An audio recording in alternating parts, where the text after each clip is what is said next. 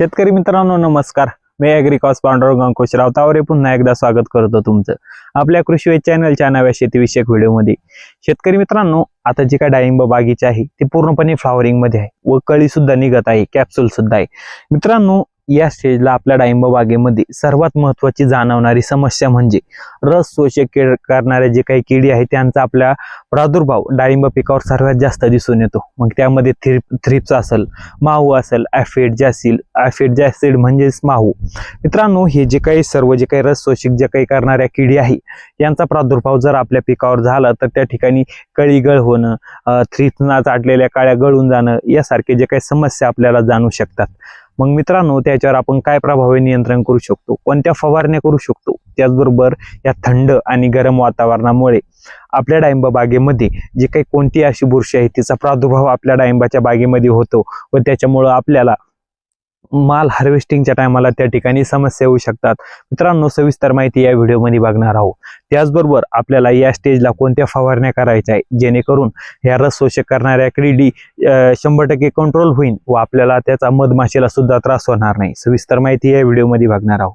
त्याच्यामुळे व्हिडिओ कुठे स्किप न करता शेवटपर्यंत बघा व तुम्ही जर आतापर्यंत आपल्या चॅनलला सबस्क्राईब केलं नसेल तर प्लीज चॅनलला सबस्क्राईब करायला अजिबात विसरू नका.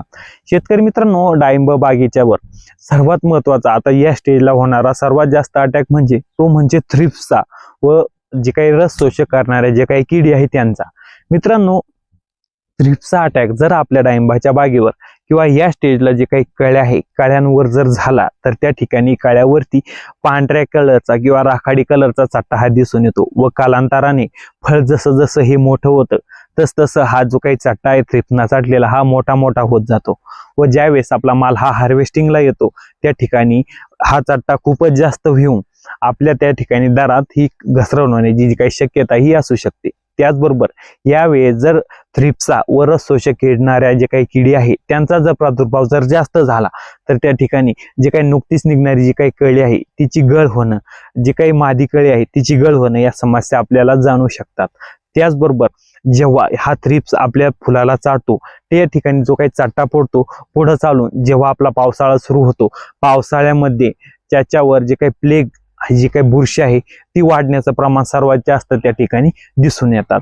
त्याचबरोबर मित्रांनो, हे जे काही सध्याचं हे वातावरण झालेलं आहे, दुपारी ऊन पडते, रात्री खूपच थंडी वाजते व 1-1:30च्या दरम्यान खूपच टेम्परेचर हे अति वाढून जातं. तर मित्रांनो, यामुळे आपल्या डाळिंब बागेमध्ये सर्वात महत्त्वाचं एक बुरशी आहे तिचा प्रादुर्भाव सर्वात जास्त त्या ठिकाणी दिसून येतो. तर मित्रांनो, ती बुरशी म्हणजे अल्टरनेरिया. मित्रांनो, ही बुरशी काय करते, जेव्हा आपली जी काही मादी कळी असते तिची पोलन ट्यूब जेव्हा ओपन होते त्याच्याद्वारे आतमध्ये जाते व आतमध्ये जाऊन आपली जी काही प्रजाती आहे किंवा जी काही स्पोर आहे ती वाढायला सुरुवात करते व हे स्पोर जसं फळ हे मोठं होत जातं तसं ती जी काही बुरशी आहे ती पूर्णपणे आतमध्ये विकसित होत जाते व ज्यावेळेस माल हा हार्वेस्टिंगला येतो वरून माल तर चांगला दिसतो पण आतमधून जे काही त्याचे कंपार्टमेंट असतात डाळिंबाचे वेगवेगळे भाग ते पूर्णपणे डॅमेज झालेले असतात. त्याच्यामुळे आपल्या त्या ठिकाणी खूप मोठं नुकसान हे होऊ शकतं. तर मित्रांनो, अशा वेळेला आपल्या डाळिंब बागेमध्ये आपल्याला कोणती फवारणी त्या ठिकाणी करायची आहे, ज्या फवारणीमुळे आपल्या डाळिंब बागेवरची ही जी काही अल्टरनेरिया जी काही बुरशी आहे ती तर कंट्रोल झाली पाहिजे, पण हे रस शोषक काढणारे जे काही किडी आहे मग मावा असेल, थ्रिप्स असेल, या सुद्धा त्या ठिकाणी कंट्रोल हे झाले पाहिजे. तर मित्रांनो, त्या ठिकाणी आपण 2 ते 3 प्रकारचे जे काही फवारण्याचे कॉम्बिनेशन आहे त्या ठिकाणी करू शकतो. तर मित्रांनो, त्या ठिकाणी आपल्याला जे काही ग्रासिया कीटकनाशक जे आहे ते 0.8 ml प्रति लिटर पाण्यासाठी वापरायचं आहे आणि त्याच्यासोबत जे काही नेटिव्ह आहे ते 0.5 ml प्रति लिटर पाण्यासाठी वापरून त्या ठिकाणी आपल्याला फवारणी करायची आहे. दुसरी फवारणी म्हणजे आपल्याला जे काही बायो 303 आहे त्याच्या हे 1.25 ml प्रति लिटर आणि त्याच्यासोबत जे काही अँट्राकॉल आहे हे 2 ग्राम प्रति लिटर पाण्यासाठी वापरून फवारणी करायची आहे.